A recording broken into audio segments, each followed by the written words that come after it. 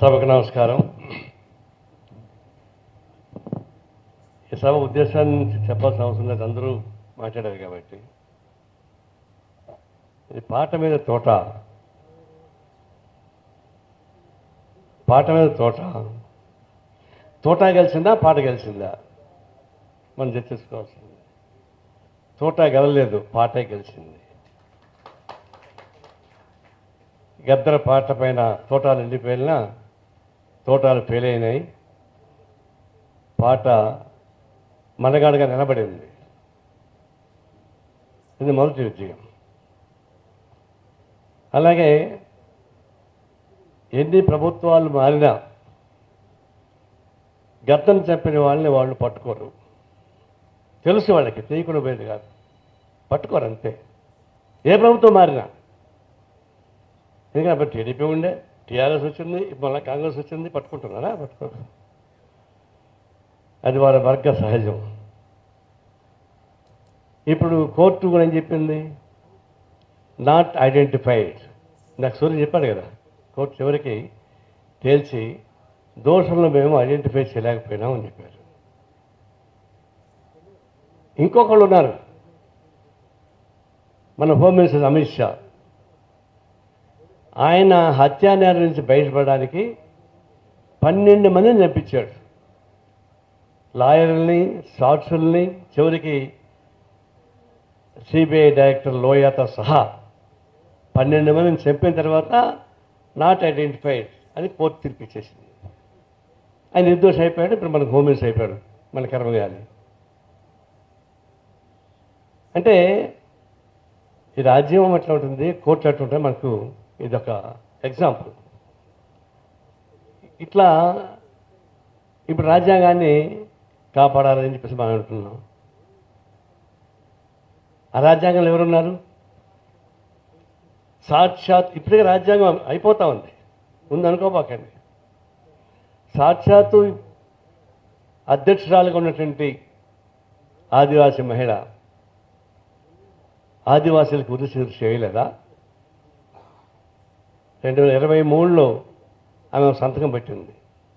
అటవీ సంపద, అటవీ హక్కుల పైన మార్పులు. అది మరణశిక్ష అది ఆదివాసులకి. ఎవరితో మార్పించారు ఈ బీజేపీ ప్రభుత్వం? సాక్షాత్తు ఆదివాసీ మహిళల్ని అధ్యక్షులుగా చేసి ఆమె ద్వారానే దాన్ని మార్పిచ్చేశారు. అయిపోయింది. ఇప్పుడు జ్యుడిషియరీ ఏం చెప్తా ఉంది? మరి పనికిమాలిన తీర్పులు ఇస్తారు ఈ మధ్య. అంతకుముందు తీర్పు ఇచ్చారు, వాళ్ళందరూ రాజ్యసభలో ఉన్నారు, మన రాష్ట్రానికి గవర్నర్గా ఉన్నారు, ఇట్లాంటి పనికిమాలు చాలామంది ఉన్నారు. మొన్న తీర్పు ఇచ్చారు, సహజీవనం చేసిన వాళ్ళని భార్యాభర్తగా గుర్తిస్తూ ఒక తీర్పు చేశారు. అంటే అంతకుముందు అంత భార్య ఉంటుంది, పిల్లలు ఉంటారు, ఇంకొకరితో సహజీవనం చేస్తుంటాడు, వాళ్ళిద్దరూ భార్యాభర్తగా గుర్తించేశారు కాబట్టి కోర్టు. ఇదేం న్యాయం వస్తుంది? మన ఇంకొకటి తీర్పు వచ్చింది, దళిత క్రిస్టియన్స్, దళిత ముస్లిమ్స్ని దళితులకు గుర్తించడానికి వీళ్ళని చెప్పేసి ఇంకొక వస్తూ ఉన్నాయి. అంటే న్యాయ వ్యవస్థ అయిపోయింది, దాని బతుకు.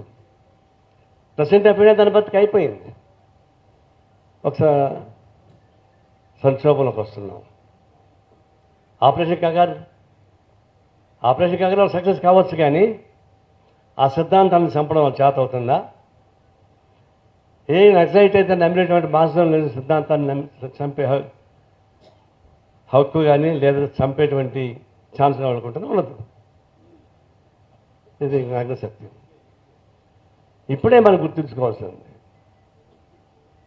నేను లొంగిపోయిన నక్సలైట్ అని చెప్పడం లేదు, మాజీ నక్సలైట్స్ ఇప్పుడు అయిపోయింది, వచ్చారు, బయటకు వచ్చాం. ఇక ఈ పద్ధాంతం చర్చలు చేసుకున్నా ఈ సమాజంలో ఎర్ర జెండాను నమ్ముకున్న వాళ్ళందరూ కలిసి ఒక్క గొడుగు మీద రావాల్సిన అవసరం ఉంది. ఇంకొక మార్గం లేదు. చాలా పార్టీ సహాయం చేయొచ్చు. ఇప్పుడు కాంగ్రెస్ పార్టీ కూడా మాకు గద్దర్ ఫౌండేషన్ పెట్టింది, కానీ చెప్పండి గద్దని చెప్పండి, పట్టుకోవడానికి చెప్పండి చూద్దాం, చెప్పగలరా? అందువల్ల అంతవరకే చూడాలి మనం, అంతకన్నా మేము చూడలేము. అంతకన్నా మీరు చూడగలిగింది ఎర్రజెండాలు నమ్ముకున్న శక్తులు వ్యక్తులు మొత్తం ఒకటైతే తప్ప ఈ రాజ్యాంగాన్ని కోసం సాధ్యం కాదు. అది కావాలంటే అందరూ కలిసి ఒకటి కావాలని చెప్పి కోరుతా ఈ గద్దర్ నేను తలుచుకుంటూ వారికే నాకు మంచి సంబంధాలు ఉన్నాయి. నేను రాష్ట్ర కార్యదర్శి ఉన్నప్పుడు సింగరేణి 4 జిల్లాల్లో విస్తరించి ఉంటుంది. సింగరేణి కార్మికుల కోసం నిద్రం కలిసి 4 జిల్లాలు పర్యటించాం. ఆ తర్వాత ప్రత్యేక తెలంగాణ ఉద్యమం వచ్చింది. అదొక కాంట్రవర్సీ నాకు. నేను ప్రత్యేక తెలంగాణ ఉద్యమాన్ని ఓపెన్గా సిపిఐ సమర్థించింది. గద్దర్ గారు మేము కలిసి 4 జిల్లాలు మళ్ళా పర్యటించి చేశాం. నేను ఇక్కడ పర్యటిస్తున్నాను, నా దేశపప్పు నాకు దాఖలు పెడుతున్నారు తిరుపతిలో. అదే నువ్వు ఆంధ్రావాడికి ఉండి ద్రోహం చేస్తావు చెప్పి నా దిశపప్పు దాఖలు పెట్టారు. అప్పుడు చెప్పేవాళ్ళకి నీ పాపంగా నా దిశపప్పు దాఖలు పెడతారా, నన్ను దాఖలు పెట్టి కూడా మేము మారం, మా పార్టీ లైన్ అది అని చెప్పాల్సి వచ్చింది. అలాంటప్పుడు నేను గద్దరు కలిసి ప్రత్యేక తెలంగాణ ఉద్యమంలో కలిసి పనిచేశాం. సింగరేణి కాలేజ్ యొక్క కార్మిక హక్కుల కోసం కలిసి పోరాటం నిర్వహించాం. ఆయన అనేవాడు నారాయణ, నన్ను నారాయణ అంటాడు, నారాయణ అంటాడు. నారాయణ మన ఇద్దరం కలవాలే, తిరుగుదా అంచేవాడు చెప్పేవాడు. ఎక్కడ పిలిచి అక్కడ వచ్చేవాడు, మేము పోయేవాడు. ఇలాంటి అభిమాన సంబంధం ఉన్నటువంటి వ్యక్తిని తలుచుకోవడం చాలా బాధాకరం, సంతోషకరం కూడా. ఆయన జయించాడు, ఆయన మరణించలేదు, గద్దర్ జయించాడు. Thank you.